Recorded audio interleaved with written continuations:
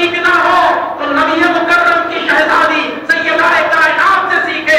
صبر کسے کہتے ہیں؟ حضرت ایوب سے پوچھو کہ اے ایوب تم نے تو 100 سال تک صبر کیا ہے، تمہارے جسم میں کئی طرح کی بیماریوں کو ملوث کر دیا گیا تھا، تمہارے امتحان کو اللہ تعالیٰ نے قرآن میں امتحان عظیم فرمایا، تم بتاؤ صبر کسے کہتے ہیں؟ تو ایوب بھی کہتے نظر آئیں گے صبر اگر کسی کو مانگتا ہے تو وہ حسین علیہ السلام کی ذات ہے.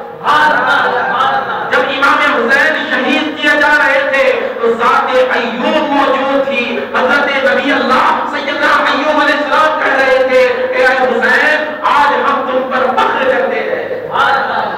فخر ایوبی جسے کہا جاتا ہے وہ ذات حسین کی ذات. اپنی والدہ مقدسہ کے روضے سے آپ ہٹے، اپنے بھائی سیدنا امام حسن علیہ السلام کے روضے پر گر کر رونے لگے، گر گرا کر رونے لگے، آخری سلام کیے، جنت البقیع کے تمام مزارات پہ سلام کر کر اپنے نانا جان کی مقدس جانیہ مبارکہ کے پاس جاتے ہیں اور قدموں میں گر پڑتے ہیں، آقا کی مزار سے لپٹ کر روتے ہیں کہ یا رسول اللہ دنیا کا تمام عاشق یہ چاہتا ہے کہ آپ کے روضے کی زیارت کر لے، آپ کے روضے کو دیکھ لے، لیکن آپ کا نواسا حسین آپ کے روضے کو چھوڑ کر آپ چلا جا رہا ہے. یا رسول اللہ جب میں رویا کرتا تھا، جب میں پیاس سے بے قرار ہو جاتا تھا تو آپ اپنی زبان مبارکہ حسین کے منہ میں دے دیا کرتے تھے، لیکن کل بروز کربلا مجھے 3 دن پیاسا رکھا جائے گا، مجھے پیاس لگ جائے گی. یا رسول اللہ جب آپ میرے پاس آ کر مجھے دلاسا دے دینا. یا رسول اللہ میں وہی حسین ہوں کہ جب روتا تھا تو آپ اپنے کاندھوں پر بٹھا کر اپنی زلفوں کو دے دیتے تھے، میں وہی حسین ہوں جو آپ کی زلفوں سے کھیلا کرتا تھا. یا رسول اللہ میں وہی حسین ہوں کہ جس نے کہ آپ نے جس پر اپنے بیٹے کو قربان کر دیا تھا اور مجھے زندگی بخش دی تھی. یا رسول اللہ آج آپ کا حسین آپ کے روضے مقدسہ سے دور ہو کر چلا جا رہا ہے، آج حسین مدینے کی گلیوں سے دور چلا جا رہا ہے. تو روضہ رسول پر امام حسین جب گرتے ہیں تو بے ہوشی طاری ہو جاتی ہے. دیکھتے ہیں کہ میدان سجا ہوا ہے، میرے آقا علیہ السلام کی ذات بے قرار نظر آتی ہے. آقا فرماتے ہیں کہ اے حسین تمہارا امتحان اس جگہ پر ہوگا، تم بے فکر رہنا، یہاں پر تمہارے بچوں کو کاٹ دیا جائے گا، یہاں پر تمہارے علی اکبر کے لاٹ پر گھوڑوں کو دوڑا دیا جائے گا اور یہ اسی دریا کو دریائے فرات کہا جاتا ہے. خدا تمہیں میرا واسطہ ہے، تم اس کا ایک خطرہ بھی نہیں پینا. کربلا کے میدان کو مدینے میں دکھانے والے مدینے کے سرکار سے دکھا کر کہہ رہے ہیں کہ یہ تمہارا امتحان ہے، یہاں پر تمہاری بہنوں کے سروں سے چادریں چھین لی جائے گی. امام علی مقام روتے ہیں، جب بیدار ہوتے ہیں تو ایک حوصلہ افزائی ہو جاتی ہے، سوچنے لگتے ہیں کہ کوئی میرے ساتھ ہو یا نہ ہو میرے نانا کی ذات میرے ساتھ ہے. جب مدینۃ الرسول سے نکلتے آتے ہیں تو اپنے گھر کی گلی میں جاتے ہیں تو گھر کا منظر دیکھ کر امام علی مقام پر ایک قیامت صغریٰ طاری ہو جاتی ہے. امام حسین چیخ کر عرض کرتے ہیں کہ اے زینب تمہارے حسین کا امتحان مدینے سے ہی شروع ہو گیا.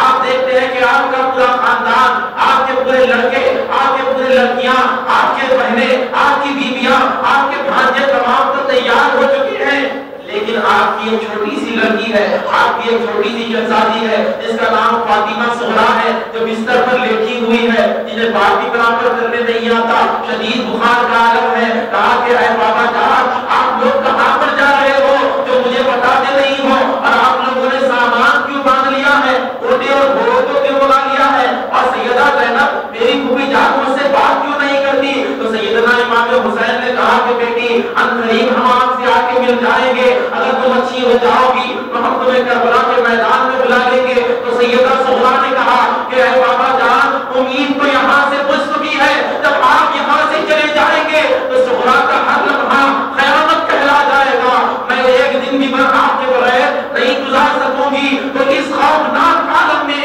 سیدنا امام حسین نے اپنی لخت جگر کو دلاسا دیا کہ اے زہرا جب تم اچھی ہو جاؤ گی تو ہم آپ کو ضرور لینے آ جائیں گے. امام حسین جانتے تھے کہ میرے بعد میری زہرا کا کیا ہوگا، میرے علی اکبر کا کیا ہوگا، علی اصغر کا کیا ہوگا. سیدنا حسین رو رو کر بے قرار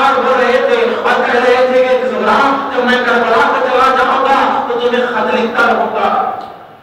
اب یہ وعدہ کر کر جب گھر سے باہر نکلے تو بیمار بیٹی نے عرض کیا کہ اے بابا جان آپ جا تو رہے ہیں, میری ایک خواہش ہے, آپ کے بعد میں زندہ رہوں یا مر جاؤں مجھے تو معلوم نہیں, میری ایک عرض پوری کر دو. کہا کہ سغرا تم کیا چاہتی ہو؟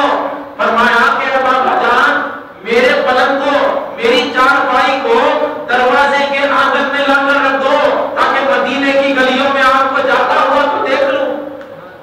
امام حسین نے لا کر تخت پر رکھ دیا. آپ کی شہزادی اپنے بھائیوں سے ملتی ہے, کہتی ہے کہ اے علی اکبر تم جا رہے ہو, عنقریب لوٹ کر آ جانا, مجھے لے کر ساتھ چلنا.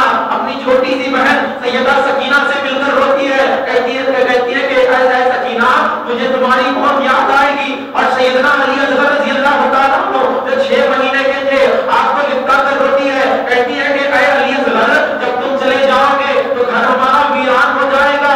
جب تم رویا کرتے تھے تو سغرا تمہیں اپنے سینے سے لگا لیتی تھی, لیکن جب تم کربلا کے میدان میں رو گے تو تمہاری سغرا تمہیں نظر نہیں آئے گی, تمہاری کوئی خوبی تمہیں نظر نہیں آئے گی, تاکہ سب تو بے ہوشی کی عالم میں ہوگے. جب یہ عالم کو چھوڑ کر, مدینہ الرسول کو چھوڑ کر امام حسین مکے کی طرف اپنا رخ کرتے ہیں, مکے میں چند دن بتاتے ہیں. اپنی گفتگو کو تیزی سے سمیٹ رہا ہوں کیونکہ واقعات کربلا پر میری غور ہے.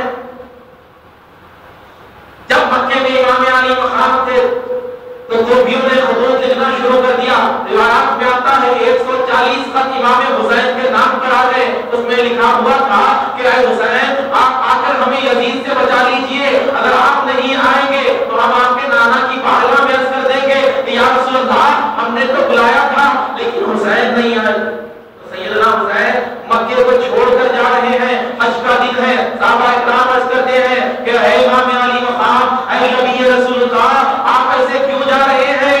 حج کر کر چلے جاؤ, یہ اللہ کا گھر ہے, اس کے بوسے لے کر چلے جاؤ. تو سیدنا حسین نے کہا کہ تمہیں حج مبارک کو میں اس کعبے کی حفاظت کرنے کے لیے جا رہا ہوں, اس کعبے کی عظمتوں کو بچانے کے لیے جا رہا ہوں. امام حسین نکلے کربلا کے میدان میں.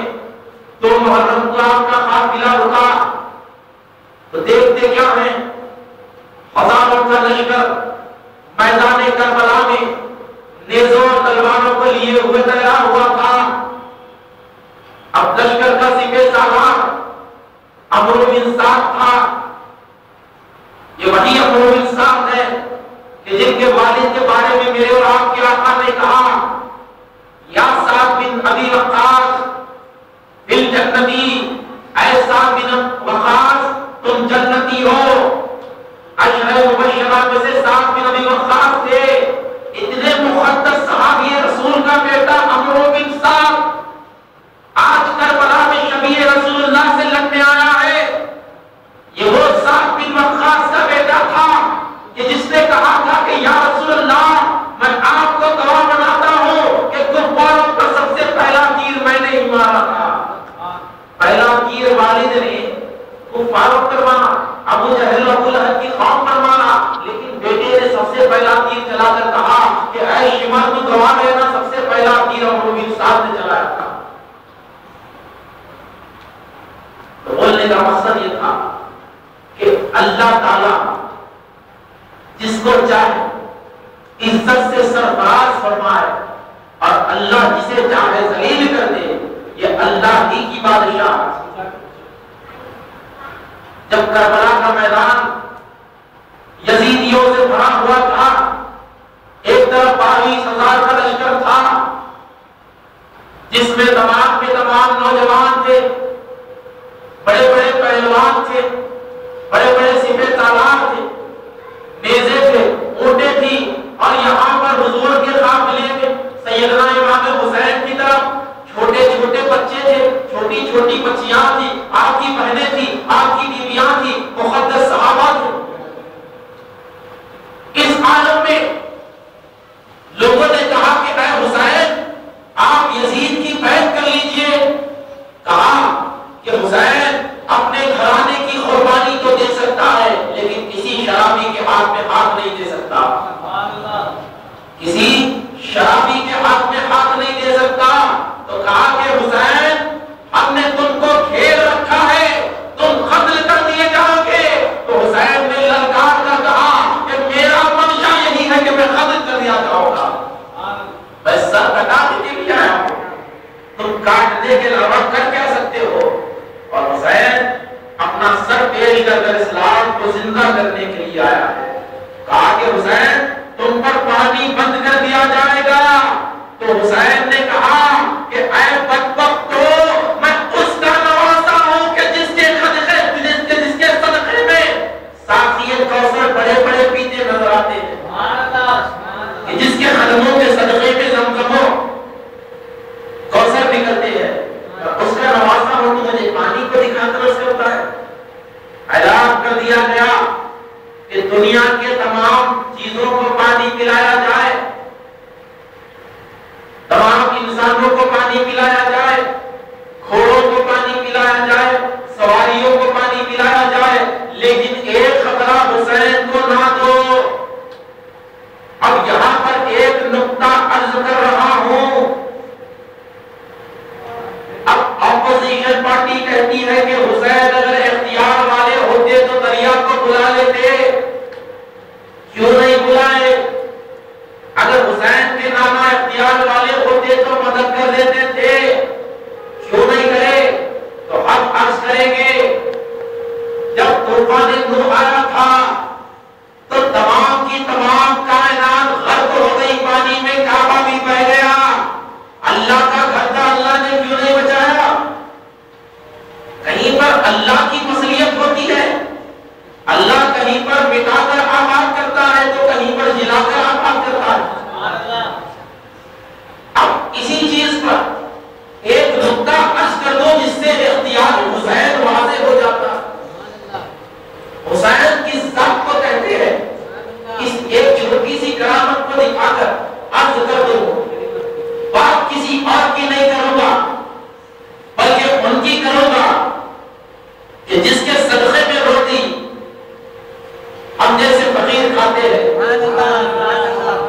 اور جس کی چوکھٹوں کو بوسہ دے کر خود کو ابدال بن جاتے ہیں، اور جس کی چوکھٹ پر 1 کروڑ محدث جب سر جھکاتے ہیں، جس کی چوکھٹ پر مجدد بوسہ دیتے ہیں، وہ چوکھٹ کا نام درے غریب نواز ہوتا ہے، جسے خواجہ عارف کہتے ہیں، مفتی اعظم کہتے ہیں۔ یہ مفتی اعظم نہیں بلکہ مفتی عالم ہے۔ ساری عالم کے مفتی اگر کسی کو کہا جائے تو میرے غریب نواز کی ذات ہے، اور جس کی گنبد کے صدقے میں تمام اولیاء کی گردنیں جھکی نظر آتی ہے، کہ جس کی بارگاہ کو دیکھ کر بڑے بڑے جھک جاتے ہیں، وہ خواجہ کا در کہلاتا ہے۔ اور الحمدللہ یہ ہم پر کرم پر بالا کرم ہے کہ ساری کائنات میں امیروں کے لیے کوئی امیر نواز نہیں بلکہ غریبوں کے لیے غریب نواز ہے، غریبوں کے غریب نواز ہے۔ یہ ہماری حکومت کی دلیل ہے، یہ ہماری حکومت کی دلیل ہے۔ جب خواجہ اعظم ہندوستان کی سرزمین پر تشریف لائے تو وہاں پر بڑی کربلا ہوئی تھی، یہاں پر ایک چھوٹی سی کربلا ہوئی۔ پرتھوی راج چوہان نے اپنے سپاہیوں کو حکم دے دیا